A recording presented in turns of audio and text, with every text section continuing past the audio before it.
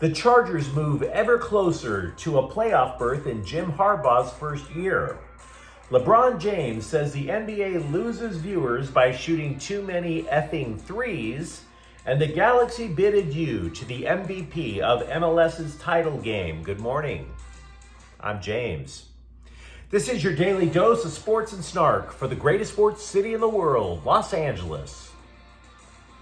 This is the faithful Angelenos morning report. I am so stoked. It is December 20th, 2024. I am back in the sanctum sanctorum of LA sports, and I could not be happier. We also added a new subscriber to the Angeleno Familia yesterday. Thank you for getting in on the ground floor. We're going to do our best to keep you informed. And if you like being in the know about LA sports, clickety-clack the like button. Clickety-clack the subscribe button. There's a notification bell. Hit that. It'll let you know when we drop new content. Sharing is caring. Let people know we exist. And by all means, comment. Now, before we go through the news and notes, I'll look at the scoreboard. And it was a great day because it was a clean sweep for the Angelenos, starting with Chargers 34, Denver 27. It's a win. It's an important win, as we'll get to in a moment. But what was really noteworthy about it was it took a while for the Chargers to get their bearings, to get their groove back. After conceding 40 points last weekend, the Chargers defense then allows the Broncos to score touchdowns on their first 3 drives. It wasn't even necessarily that the offense bailed out the team either. You could easily argue that the game-changing play came from kicker Cameron Dicker, who took advantage of a little rule that is so buried in the morass of the NFL rulebook that it hadn't been seen in damn near 50 years. If you make a fair catch, you are allowed to kick a field goal from that spot with the opposing team having no chance whatsoever to block it. So Dicker hit a 57-yarder to bring the Bolts from a 2-score game late in the first half to within 8. Totally gave him life, because afterwards, Justin Herbert was absolutely untouchable. He completed 23 of 31 overall for 284 yards, 2 touchdowns. Both touchdowns coming in the fourth quarter, including the game winner to Hassan Haskins with 2:27 left. Here's where this victory matters. If Miami loses, and if Indianapolis loses, the Bolts can clinch a playoff berth as soon as Sunday. Meanwhile, Lakers 113, Sacramento 100. Austin Reeves drops 25. Anthony Davis adds 21. The Clippers 118, Dallas 95. Norman Powell scored 29 points. 3 Clippers topped 20 points. And the Kings, an avalanche of goals in the third period. 7-3 victory over Philly. Anze Kopitar, Kevin Fiala each scored twice. The Kings scored 4 unanswered goals in the third. They are 3 points behind Vegas in the Pacific. And meanwhile today, nada, not a damn thing. So let's get to the news. Who wants to start off their Friday by talking irony? Over the last week or so, there has been a lot of online chatter about the declining ratings of the NBA. Some of us, your friends maybe, your politically minded folks, they always see everything through the lens of politics. They look at it that way. Oh, the NBA lost viewers because they went woke and they went broke.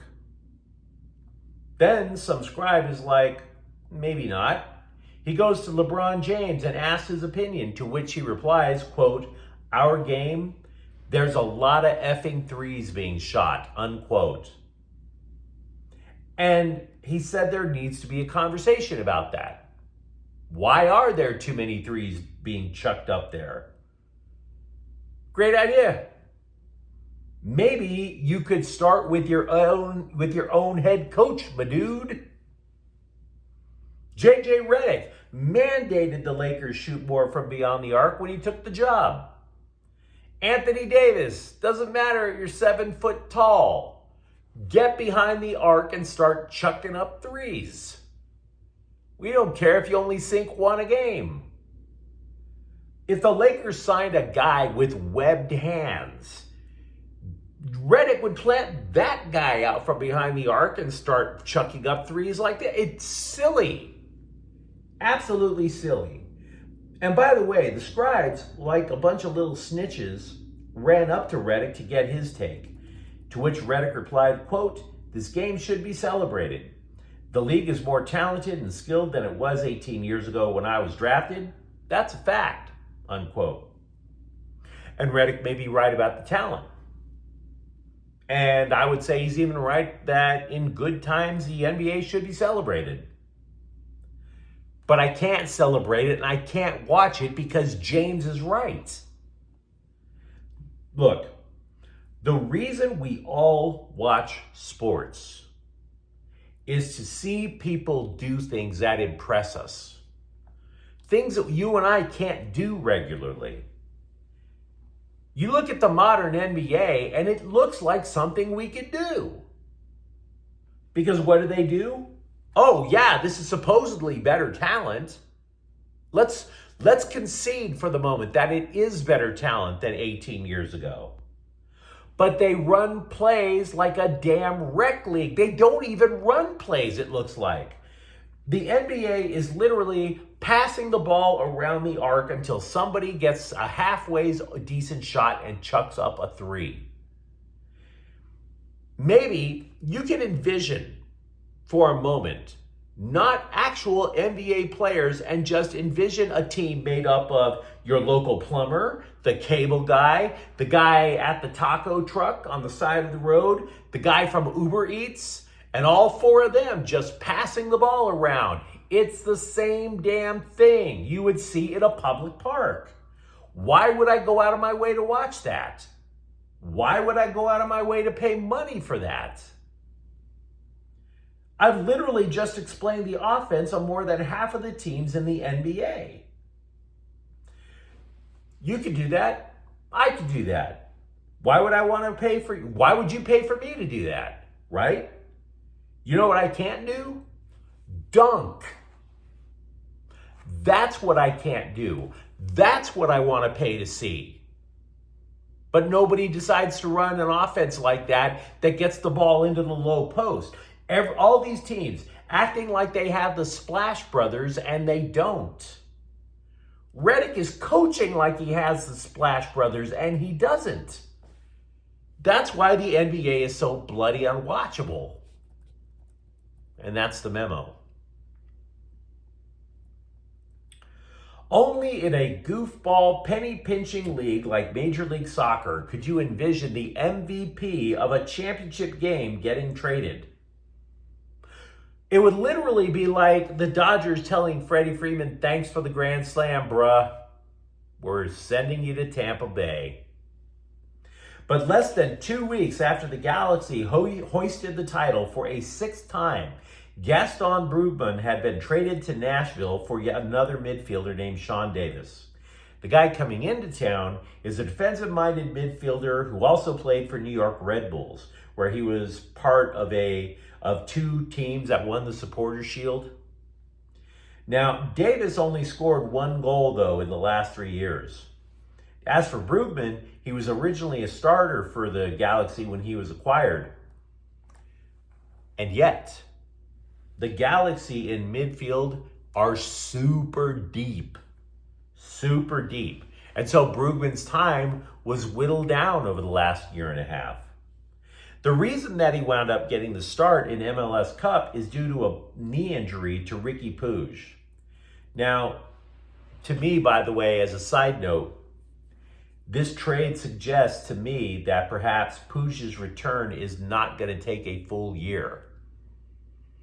I think they think he's going to recover faster, so they're looking at Brugman as a luxury that they don't necessarily need. Now, it also means that the Galaxy are trying to free up salary cap space. I'd be lying to you if I said I could explain the MLS salary cap. I can't. What I do know is that the league released the general allocation money stats for all the teams yesterday. And from my reading, my very rudimentary understanding of general allocation money is it's a little bit like salary cap space. okay? The Galaxy have the second least available GAM.